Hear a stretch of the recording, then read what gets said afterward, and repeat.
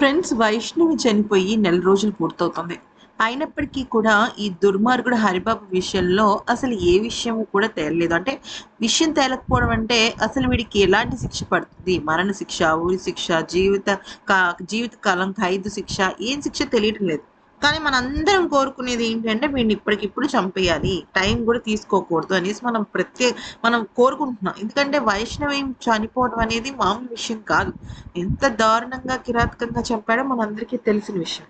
అయితే ఇప్పుడే అసలు ఏంటి అంటే పోలీసులు ఇప్పుడు పూర్తి స్థాయి ఒక క్లారిటీకి వచ్చారు. అది ఏంటి అంటే ఇప్పటి వరకు మనం గమనించినట్టయితే హరిబాబు కేసులో గనక చూసినట్టయితే ఒకటి కాదు, రెండు కాదు, పదుల సంఖ్యలో సెక్షన్లు అనేవి వీడి మీద పెట్టడం జరిగింది. ఎందుకంటే వీడు చేసిన దుర్మార్గం అంత స్ట్రాంగ్ గా ఉంది.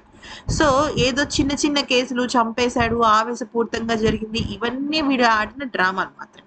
సో ఆ డ్రామాలకి తెరదించుతూ ఆ పోలీసులు ఏం చేశారంటే ఇప్పుడు వీళ్ళు చేసిన పాపాలని అంటే మనకి బయట మీడియాకి కానీ లేకపోతే సోషల్ మీడియాకి కానీ తెలిసింది కేవలం కొంత విషయం మాత్రమే. అంటే 50-60% మాత్రమే మనకు తెలిసింది.